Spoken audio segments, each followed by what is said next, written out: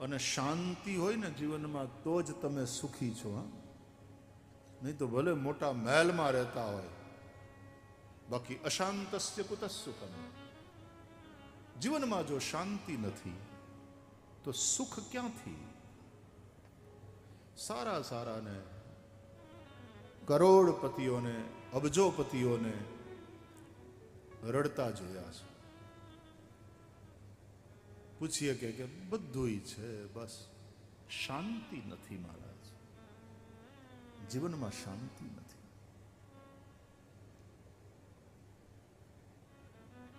પેલા ગામડે રહેતા હતા,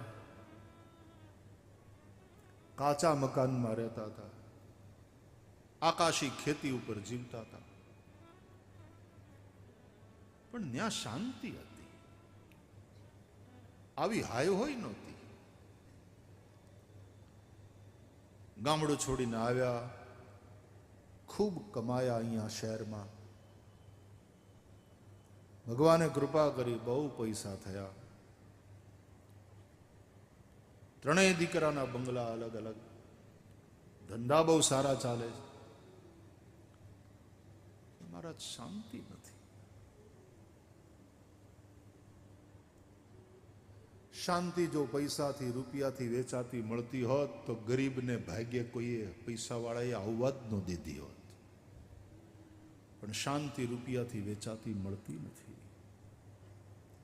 અને તેથી જંગલમાં ઝૂંપડી કરીને કોઈક સાધુ બેઠો હોય, 5 ઘરની ભિક્ષા માગીને પેટ ભરી લેતો હોય, પણ એની શાંતિ, એની મસ્તી એ જોઈને મોટા મોટા શ્રીમંતો એની પાસે જાય, પગે લાગવા, એના આશીર્વાદ લેવા.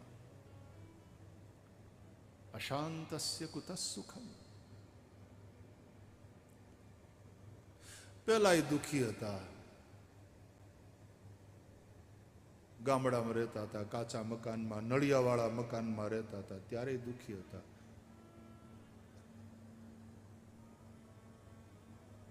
અને અટાણે માણસની પાસે પછી પૈસા થઈ જાય, એર કન્ડિશન કમરામાં રહેતા હોય તોય રોતા હોય.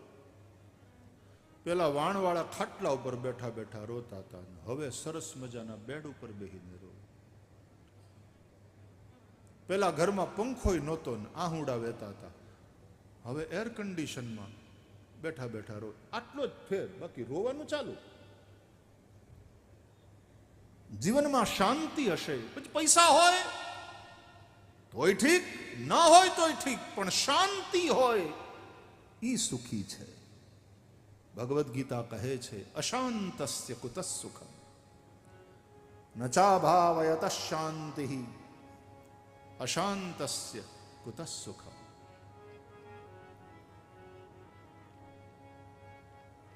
એટલે જો બુદ્ધિશાળી હો, સમજદાર હો, તો યુક્ત થાવ ભગવાનથી, પરમ તત્વથી, યોગી બનો. નાસ્તિ બુદ્ધિરયુક્તસ્ય ન ચાયુક્તસ્ય ભાવના ન ચાભાવયત શાંતિ અશાંતસ્ય કુતઃ સુખમ. ભગવદ્ ગીતાના શ્લોકો એટલા સુંદર અને સૂત્રાત્મક છે.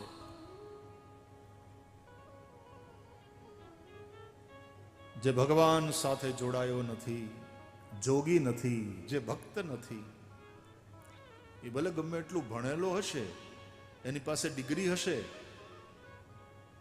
પણ એ સમજદાર નથી, એ બુદ્ધિમાન નથી. समझदारी उसमें है कि तुम उस परम तत्व से जुड़े रहो, परमात्मा से युक्त रहो. પશ્ચિમના દેશોએ વૈયક્તિક એન્ટિટીને વધારે મહત્વ આપ્યું અને વ્યક્તિગત સ્વાતંત્ર્યને એટલું બધું મહત્વ આપ્યું. ત્યાં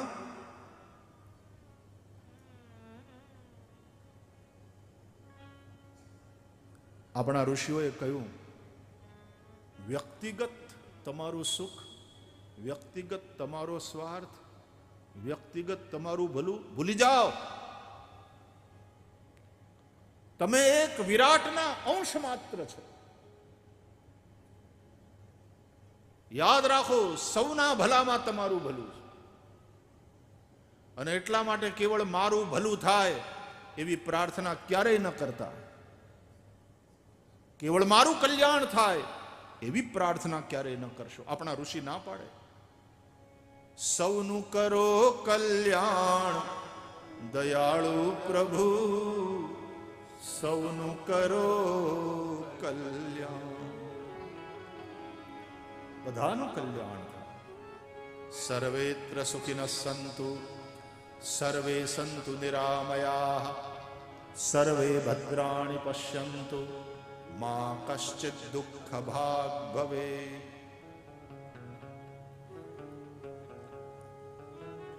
એક બ્રાહ્મણ અથવા તો જનોઈધારી ગાયત્રીનો જપ કરતો હોય તો એમ નથી કહેતો કે મારી બુદ્ધિને તમે પ્રકાશિત કરો કે શુભમાં પ્રેરિત કરો. એમ કહે છે ધિયો યો નઃ પ્રચોદયા. નઃ એટલે અમારી, મારી નહીં, નઃ અમારી. પર્જન્યો નઃ વર્ષતું.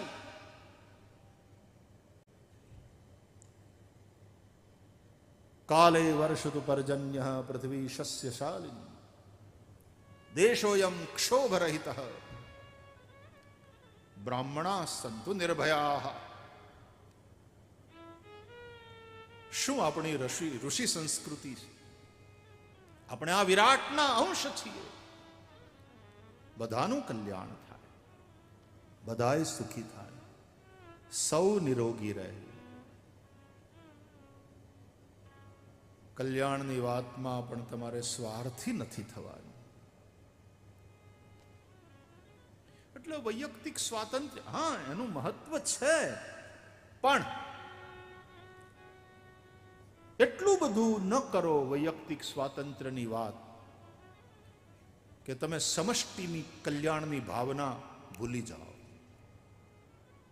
એનાથી નુકસાન થશે તમને પણ, સમાજને પણ, રાષ્ટ્રને પણ. સૌનું કરો કલ્યાણ. આ વાતો આપણને જેના દ્વારા શીખવા મળે, જીવનની આ મર્યાદાનું શિક્ષણ આપણને જેના દ્વારા પ્રાપ્ત થાય, એ આ 7 દિવસીય ભાગવતનો સત્સંગ. વ્યાસ ભગવાન કહે છે, આ ભાગવત શું છે? નિગમ કલ્પતરોર ગલિતમ ફલમ શુક મુખાદમૃત દ્રવ સંયુતમ પિબત ભાગવતમ રસમાલયમ મુહુરહો રસિકા ભુવિ ભાવુકા.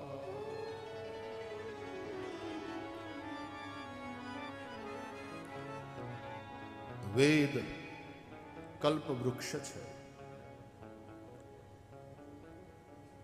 વેદ ભગવાન છે. વેદ ભગવાનનું નિશ્વસિત એટલે કે ભગવાનના શ્વાસ છે. વેદ એટલે તસ્ય નિશ્વસિતમ વેદાહ, ભગવાનના શ્વાસ છે. जिनकी सहज श्वास श्रुति चारी सोहरि पढ़े यह कौतुक भारी. गुरु गृह गए पढ़न रघुराई वल्पकाल सब विद्या पाई. વેદ જેના સહજ શ્વાસ રૂપ છે એવા પરમ બ્રહ્મ પરમાત્મા. વ્યાસ ભગવાન કહે છે કે આ વેદ છે ને એ કલ્પ વૃક્ષ છે. કલ્પ વૃક્ષ એટલે તમે એની છાયામાં બેસો તો તમે જે કલ્પના કરો, તમે જે ઈચ્છા કરો એ તમને મળે. ઈચ્છિત ફળ આપનાર કલ્પવૃક્ષ. વાંછા કલ્પતરુભ્યશ્ચ. વાંછા એટલે ઈચ્છા.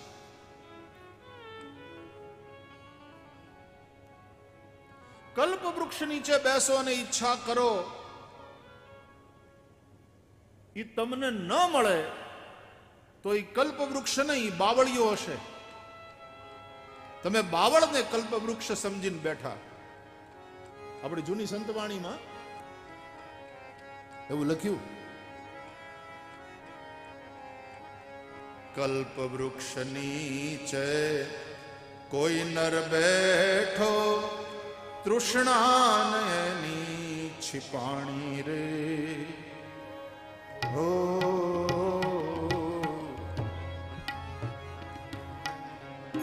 કલ્પવૃક્ષ નીચે કોઈ નર બેઠો, પણ તૃષ્ણાની છિપાણી રે. હો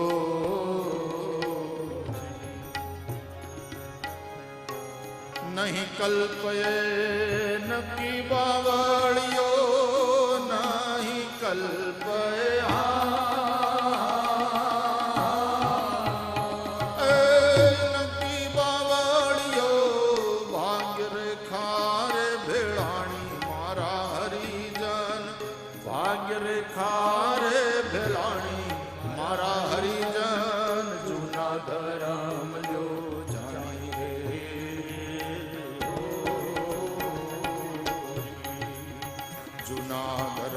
લ્યો જાણી મારા સાધુ ભાઈ, જૂના ધરમ લ્યો જાણી રે.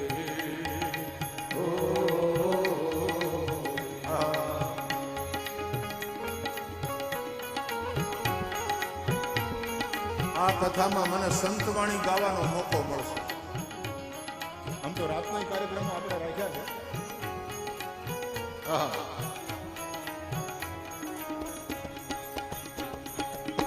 કલ્પવૃક્ષ નીચે કોઈ નર બેઠો, તૃષ્ણાની છિપાણી રે.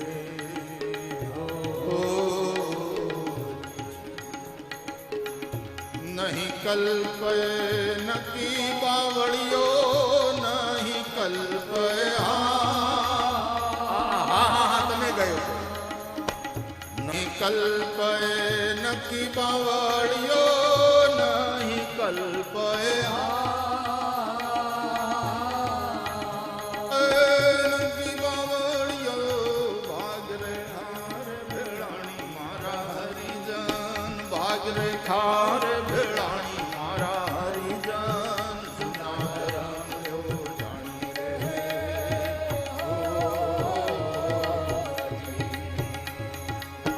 જૂના ધરમ લ્યો જાણી મારા સાધુ ભાઈ, જૂના ધરમ લ્યો જાણી રે.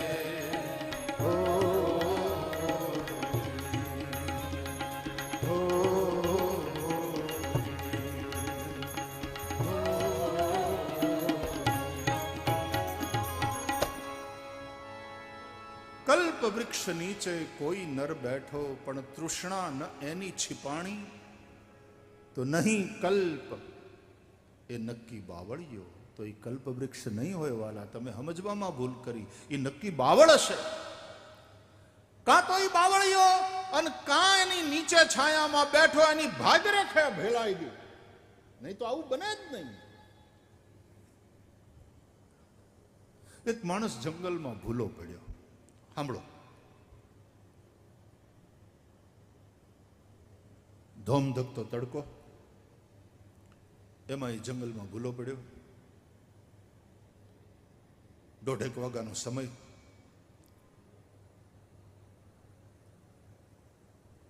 થાક્યો, ભૂખ્યો, તરસ્યો,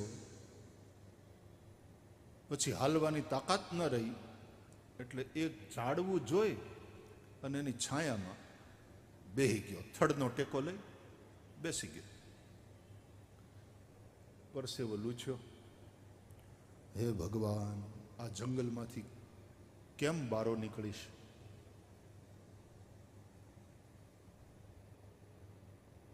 તરસે લાગી છે, ભૂખ લાગી, પાણી મળે તો સારું. આટલું એણે ખાલી વિચાર્યું મનમાં, અને હવામાં તરતો તરતો ચાંદીનો લોટો આવ્યો, અને એમાં સરસ મજાનું શીતળ સ્વચ્છ નિર્મળ નીર. નવાઈ તો બહુ લાગી કે આ પાણી આવ્યું ક્યાંથી, આ લોટો આવ્યો ક્યાંથી, હવન તરતો તરતો આવ્યો પાછો. ખેર, આને તરસ લાગી હતી એટલે પાણી પીધું, મોઢે છાંટ્યું, મોઢું ધોયું. નવાઈ તો લાગી, પણ એને ટાઢક થઈ, કોઠો ટાઢો થયો. પાણી મળ્યું. ભૂખ બહુ લાગી હતી, પેટ ઉપર હાથ ફેરવ્યો કે હવે ખાવાનું મળે ને તો કંઈક શરીરમાં તાકાત આવે. તો થાળી તરતી તરતી આવી.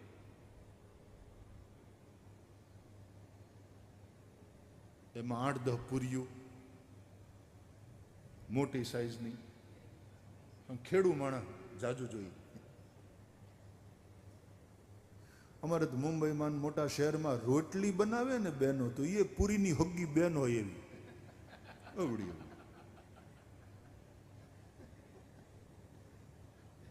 અને પછી પાછી પીરસવા આવે ત્યારે વળી પાછી મહેમાનને પૂછતી જાય, મૂકું રોટલી, મૂકું શાક, મૂકું દાળ, મૂકું ભજીયા, મૂકું. ઓલો કે હું પાણી મૂકું બીજી વાર તારે ઘેર જમવા આવું તો. આટલી નનકુડી નનકુડી રોટલી, હાવ પૂરીની હગ્ગી બેન સાઈઝમાં, પૂરીની હગ્ગી બેન સાઈઝમાં.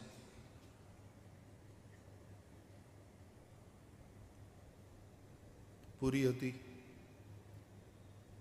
સીઝન એટલે કેરીનો રસ, મગની છૂટી દાળ, ઊંધિયું,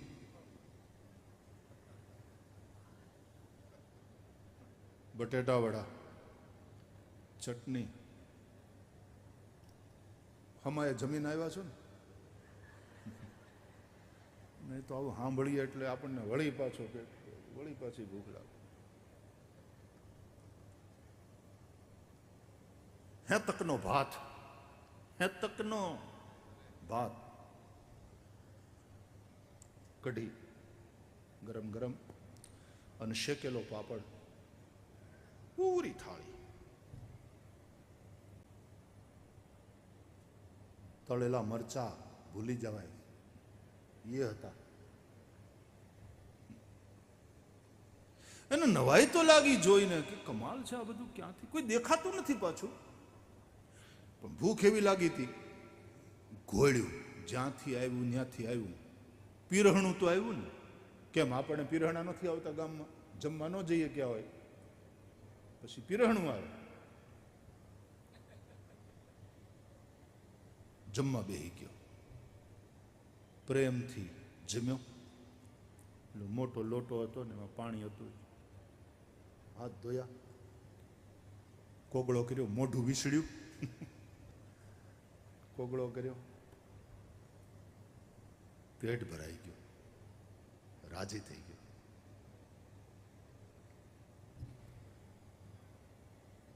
પન્યાથી મોઢું લૂછી ને ભૂખ તરસ તો મટી ગયા, પેટ ભરાઈ ગયું. આમ એવો સારો વાહર આવે છે, સરસ હવા આવે છે. વાહર જેને ન સમજાય એના માટે. અને અમારા ભાગવતકારોની ભાષામાં કહું તો શીતળ મંદ સુગંધી સમીર વાહી રહ્યો હતો, ધીમો ધીમો. એ આડે પડખે થયો, થાક્યો તો, એમાં પેટમાં પડ્યું, આંખ્યું ઘેરાવા માંડી. આડે પડખે થયો પણ હાવ એમ એમ સીધે સીધી કેમ ઊંઘે. એને એમ થયું ઓહો હો આટલું મળ્યું, હવે જો અહીંયા મજાનો ઢોલિયો નાખ્યો હોય, અહીંયા એની માથે ગાડલું હોય, ઓશીકું હોય ને એક પાતળી પાતળી ચાદર હોય, ભારે ઊંઘ આવે. ત્યાં તો ઢોલિયો આવ્યો તરતો તરતો, હવામાં તરતો તરતો ઢોલિયો. એણે જે કલ્પ્યું હતું એ જ બધું હતું. નવાઈ બહુ લાગી કે મોજ છે.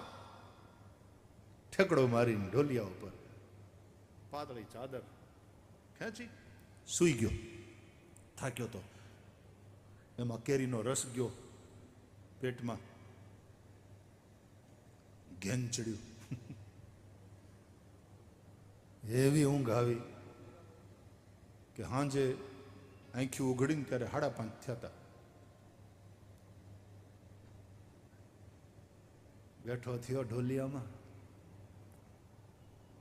કોણ મહેમાન ગતિ કરે ખબર નથી પડતી, પણ મહેમાન ગતિ ગજબની છે, મજા આવે છે. ત્યાં યાદ આવ્યું કે મહેમાન જ્યારે આડે પડખે થઈને પછી પાછા જાગે એટલે એને માટે ચા પાણી આવે, તો વળી પાછો પાણીનો લોટો તરતો તરતો આવ્યો, કીટલી અને અડાડી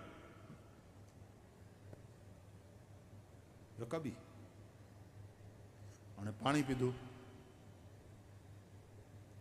આમ એને રકાબી લઈને આમ ધરી તો બોલો કેટલી આમ અધર હવામાં લટકે, અને એને પછી આમ ચા એમાં કેટલી નાખી, રકાબીમ નાખી.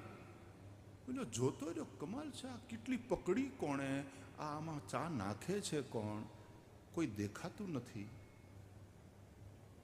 કોઈ દેખાતું નહોતું તો એના મોઢામાંથી લ્યો બસ બસ બસ રાખો રાખો રાખો લ્યો બસ. તો કેટલી પાછી સીધી થઈ ગઈ. આપણે સ્વામી વિદેશમાં જઈએ ત્યારે નહીં પછી ઓલા એવા સેન્સર હોય લખેલા, તે આપણે આમ ત્યાં હાથ ધોવાના હોય ને તો હાથ આમ કરો ત્યાંનું સેન્સર એની મેળે પાણી ચાલુ થઈ જાય. તો શરૂઆતમાં ઘણા ખબર એટલે સણાતર થાય. સાવ સાવ અમારી બાજુનો શબ્દ છે આ, સણાતર થાય. એ સણાતર એટલે અમરેલી કાંઠો કેટલો છે? અમરેલી જિલ્લાવાળા હાથ ઊંચા કરો. હા, તો એને સણાતર ખબર હશે. લ્યો, સાવ તળપદી શબ્દ છે ત્યાંનો.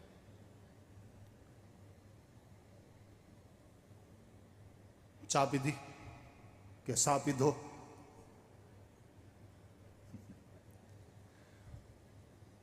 હવે એને થોડોક આમ જીવમાં જીવ આવ્યો અને થોડોક કંઈક વિચારવાનો એને અવસર મળ્યો. એને એમ થયું કમાલ છે, મને તરસ લાગી તો પાણીનો લોટો પ્રગટ થયો, મને ભૂખ લાગી તો પીરસાયેલી થાળી આવી, મારે સૂવું હતું તો આખો આ ઢોલિયો, ચા પાણીની ઈચ્છા કરી, ચા પાણી પણ આવ્યા. કોઈ દેખાતું નથી પણ આમ જે કંઈ ઈચ્છું છું એ બધું મળે છે. પછી એને બેઠા બેઠા એવો વિચાર આવ્યો, આમ ઝાડવાની માથે જોયું. એને બહુ ખોટો વિચાર આવ્યો, આવો વિચાર કરવાની જરૂર નહોતી. એને વિચાર આવી ગયો, આપણને બધાને આવે ને. આટલી કથા તમે સાંભળી હમણાં, તમને વિચાર આવ્યો નક્કી ભૂત હોવું જોઈએ. આ ઝાડમાં સણાતર થાય છે, ભૂત નક્કી આમાં ભૂત હોવા જોઈએ.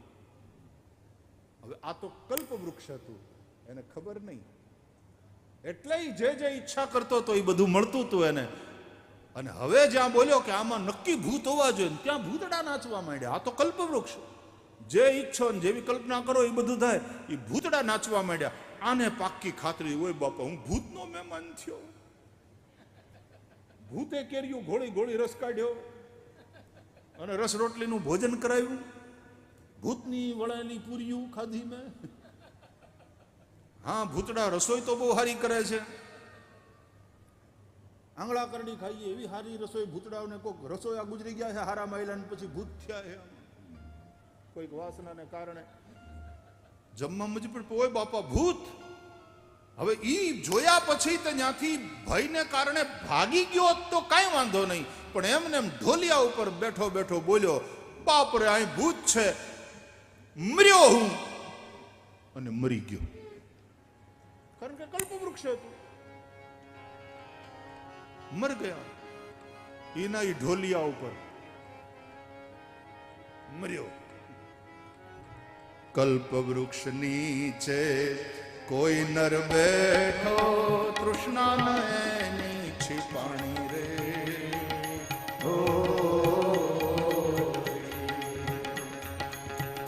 નહીં કલ્પ નકી બાવળિયો, નહીં કલ્પ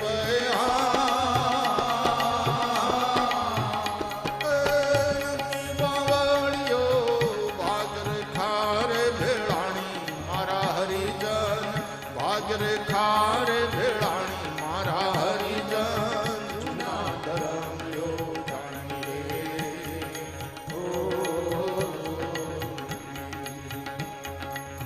જૂના ધરમ લ્યો જાણી મારા સાધુ ભાઈ. જૂના ધરમ લ્યો જાણી રે.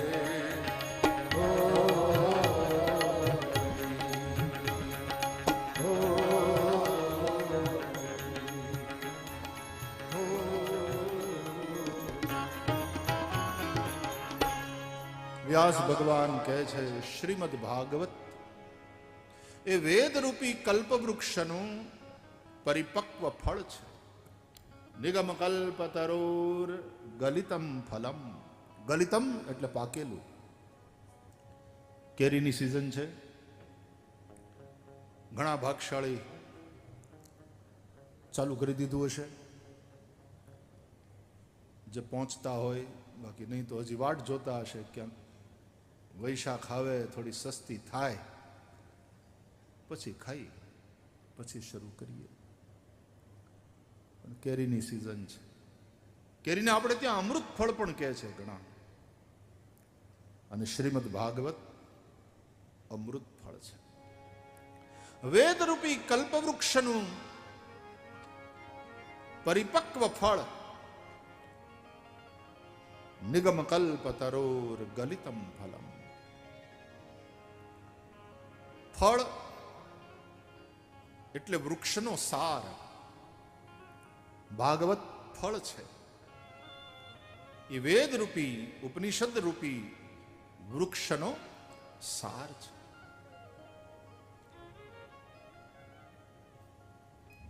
વેદોપનિષદામ સારા જાતા ભાગવતી કથા.